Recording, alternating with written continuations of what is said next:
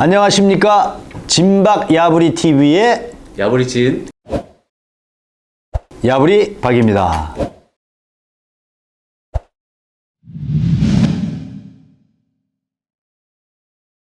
네, 안녕하십니까. 지금 조금 있으면, 조금이 아니죠. 6월 3일입니다. 6월 3일이죠. 6월 3일이면 대통령 선거가 있습니다. 21대 대통령. 과연 누가 될 것인지.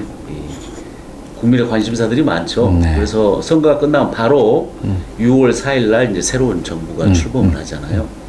그래서 오늘은 진박 야부리 TV에서 차기 정부에 바라는 주택 정책. 주택 정책. 네, 무엇인지 한번 짚고 넘어가 보도록 하겠습니다.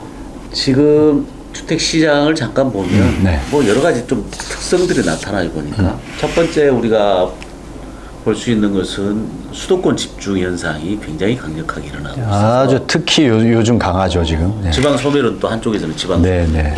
지방에는 빈집이 지금 남아들고 있고 서울을 중심으로 한 수도권의 또 집값은 계속 상승을 하고 있는 이런 현상을 보고 있고 그래서 오히려 최근에는 서울이나 수도권의 주택 보급률이 떨어졌어요. 예전보다.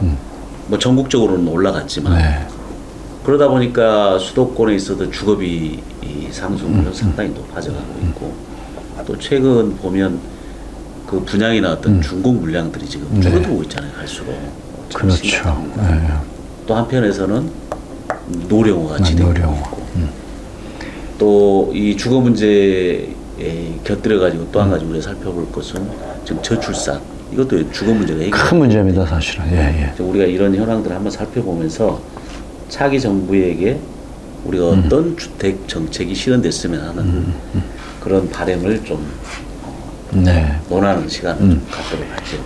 그러니까 주택 정책도 정책이지만 이제 조금 아까 후자에 말씀하셨듯이 우리 이제 출산 문제, 저출산 문제, 그거와 따른 주택 보급 문제, 이제 이게 연동이 사실 되는데 지금 대통령 선거 때 각 그 공약 사항들 중에 대권 주자들 공약 사항에 보면 가장 많이 나오는 게 신혼부부 주거 문제, 그 다음에 저출산 문제.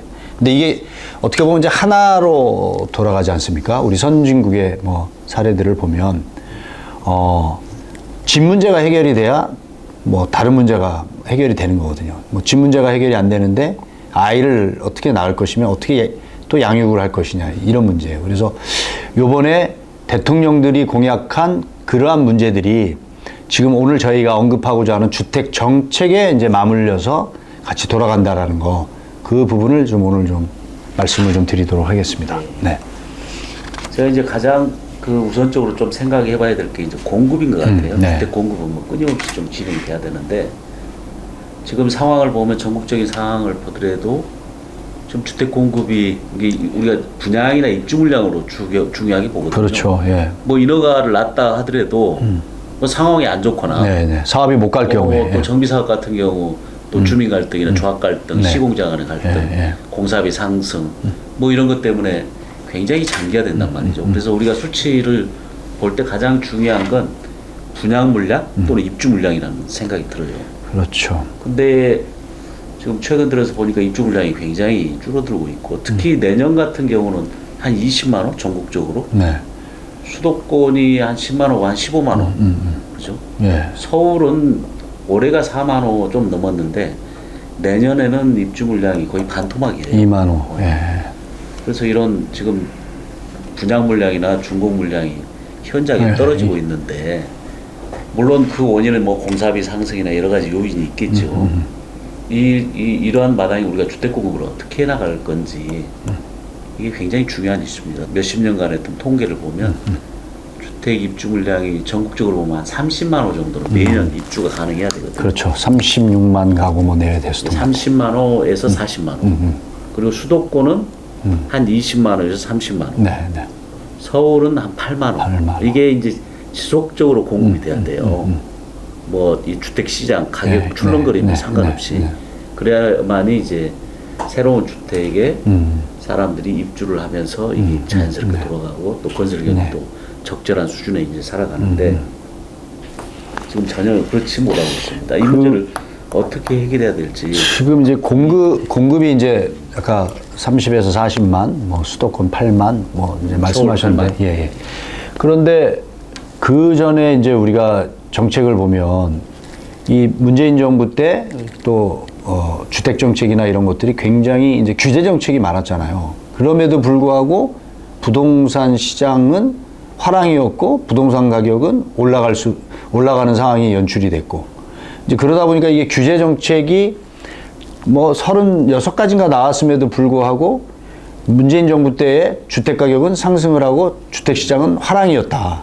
이제 차기 정부에 와서, 윤석열 정부에 와서 그 전에 이제 규제했던 것들을 완화해주고 뭐 한다고는 했으나 이미 신호탄이 여러 가지 우크라이나 전쟁이나 금리, 슈퍼금리나 기타 등등 국제정서나 이런 게 맞물려 들어가는 게 이제 시장이 냉각이 될 수밖에 없었던 상황이었고, 그래서 그 당시에 이제 영끌이들 집 사서 집 한 채 장만하겠다, 뭐 아빠 찬스니 뭐 해서 진행하던 그 집들이 집값이 특히 지방시장에서부터 이제 다운이 되다 보니까 이게 이자는 올라가 있고, 지금 그래서 이제 우리가 말하는 만세족, 우리가 이제 나 잔금 못 내니까 포기하겠다. 이제 그러면 이제 신용불량자 이제 되는 거거든요.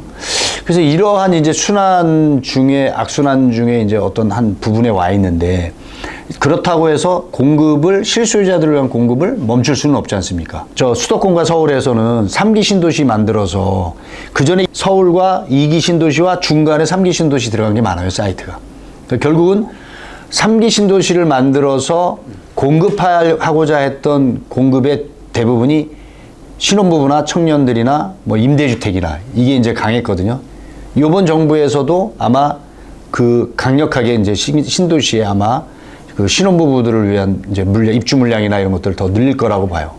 이게 인프라나 기타 등등 이런 것들이 이제 갖추어져 있기 때문에. 그래서 공급을 새로운 신도시를 만드는 건 안 되지 않습니까, 교수님, 그죠? 우리가.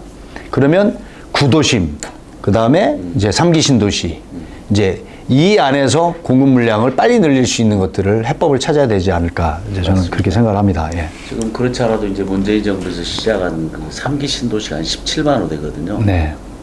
이제 서서히 착공이 돼서 이제 입주도 가능할 그런 타임으로 이제 다가오고 있는데, 이걸 좀 우선 차질 없이 해야 된다. 그렇죠. 예. 근데 문제는 지금 3기 신도시의 그 입주 시기와 이 교통 인프라의 어떤 준공 시기가 좀 엇박자가 나는 것 그렇죠. 같아요. 예. 우리가 1기 신도시도 그렇고 2기 신도시도 이 불일치 때문에 굉장히 많은 공선이 있었고 예. 어려움이 있었잖아요. 입주를 했는데 인프라가 안 깔려 지금 있단 대표적인 이제 GTX 라인 아닙니까? 예. 예. 교통망은 안 깔려 있고 학교도 준공이 안 돼 있고 이런 어려움이 있었는데, 그 시행착오가 아직도 고쳐지라는 네, 좀 안타깝고, 그다음에 이제 두 번째는 아까 노후계획 도시 정비 사업.